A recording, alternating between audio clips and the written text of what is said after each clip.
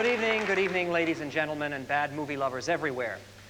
This carpet sample may not look particularly terrifying to you, but in the hands of a master movie maker like Art J. Nelson, it becomes a veritable creeping terror, a man-eating carpet from outer space, powered by a number of teenagers whose tennis shoes you can see underneath during the movie. Now, as anyone who has seen even 5 minutes of this motion picture can tell you, this is no ordinary movie. In fact, in every aspect of the production, it falls so far below the level of ordinary that it is clearly the work of a most remarkable gentleman. And so it was. The man who produced the film, who directed it, and who stars in it as the heroic sheriff Martin, who eventually outsmarts the creeping terror, is Art J. Nelson. That, at least, is the name that has been left to posterity. However, there were also a number of other designations that this gentleman used. And if you had made a movie like this, you also would have a great temptation to use aliases. He was also known as Arthur J. White and also as Vic Savage. In fact, he stars in the film under the stage name Vic Savage. This name was not chosen as some sort of a comment on his acting style.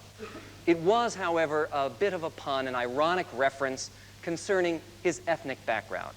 Yes, because Mr. Savage, Mr. Nelson, Mr. White, as he was known, was a full-blooded Cherokee Indian. He came from Oklahoma to Hollywood with grand dreams of creating great motion pictures. And almost immediately, when he arrived in California, he ordered some gold-trimmed business cards, purchased a 10-year-old pink Cadillac, and he was in business, a producer. What happened was that he approached a number of individuals. He wanted a hard-edged documentary, cinema verite style, because the feeling was, if he used ordinary people, just in the business of their ordinary day-to-day lives, the terror would be turned up several notches. The killer carpet, even with the tennis shoes of the college students who were propelling it visible underneath the rug, would be even more terrifying. So he approached regular human beings with the opportunity to invest in his film, in return for which they would have the chance to appear on screen. That is why you have the unique opportunity in this motion picture of seeing the financial backers of the movie right there in front of the cameras. For instance, there's a famous hootenanny scene, a folk singing jamboree that takes place outdoors, and you hear one of the most dreary, ineffective renditions of a folk song ever recorded by camera. Needless to say, this folk singer paid very handsomely for the privilege of auditioning the voice here on camera. There's another scene in which a tender young mother says farewell to her husband as he goes to work and then thrusts a thermometer savagely into the behind of her baby before the creeping terror comes up and eats them both.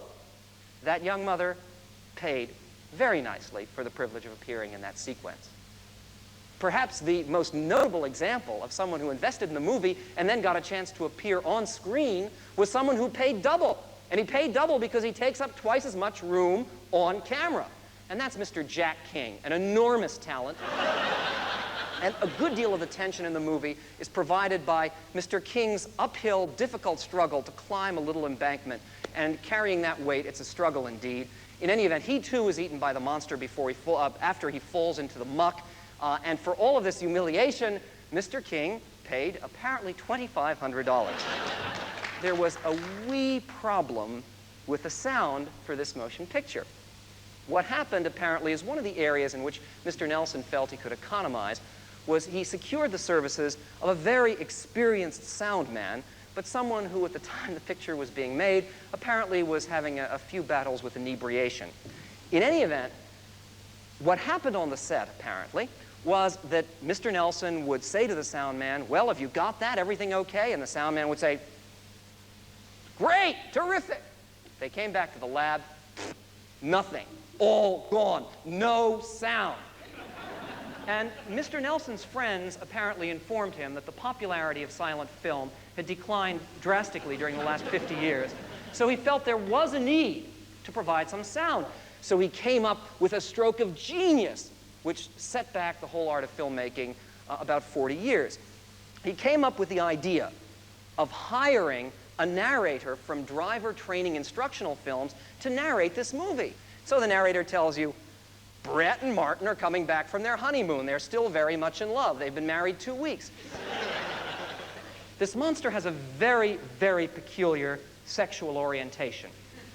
He eats all nubile young women, except for eating Jack King, the rather fat gentleman we talked about before. Now, I can understand why he eats the nubile young women, certainly, and I can understand why he eats Jack King, just to get him off screen. But in any event, when the monster eats these pretty young women, you usually get some very tender shots of thighs as the lady is being devoured into this yawning maw horribly. And it raises a very interesting point, because despite the monster's obvious preference in this direction, it also seems to have a peculiarly androgynous quality to its sexual orientation. For instance, look very closely at the yawning maw itself. Now, I'm sorry to say it, but the conclusion of all serious students of cinema and of this film is that the mouth of the monster is meant to resemble the female sexual organ.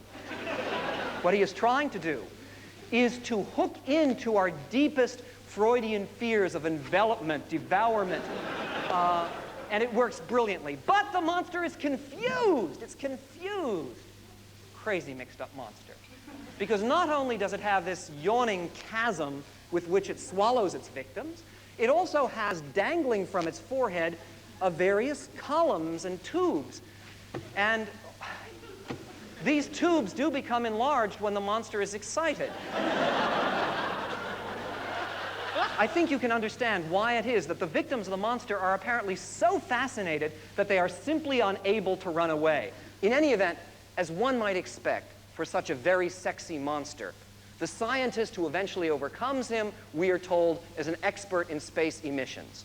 William Thirlby, in real life, was not an actor, as you'll soon see. He was a male model, and he later went on to write a book called You Are What You Wear. He became, this is true, he became a clothing consultant to Presidents Nixon and President Ford, and you'll see that he does change clothing in virtually every scene in which he appears. Finally, when everything else fails, they conquer the monster when the army comes out in full force with about 7 soldiers, and, I mean, soldier costumes are expensive, you understand. Colonel Caldwell, heroic Army veteran played by John Caviecio, suddenly comes up with the inspiration to use the ultimate weapon against this thing. And what is it? Hand grenades! Boom! Throw them at the monster. It's terrific. But apparently, the U.S. Army, as rendered in the film, has only 1 hand grenade in its possession, because after the first monster has been killed this way, there is no other grenade to kill the second one. The second one has to be killed by Vic Savage himself, the director, playing the heroic Sheriff Martin, who ingeniously gets in his car and runs the monster over. And there is a clear message here for us all to keep in mind. If we are ever invaded by outer space creatures, just lure them onto the freeway and run them down. That should take care of everything. We will be back at the conclusion of the film to tell you a little bit about what happened to Mr. Archie Nelson and what happened to the young lady, the mystery woman in the film, Shannon O'Reilly, who plays Brett, Martin's bride in the movie, and what happened to both of these people and some of the others involved with the production of The Creeping Terror.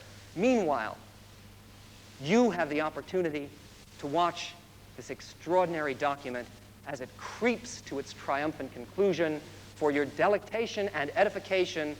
Tonight's worst of Hollywood, The Creeping Terror.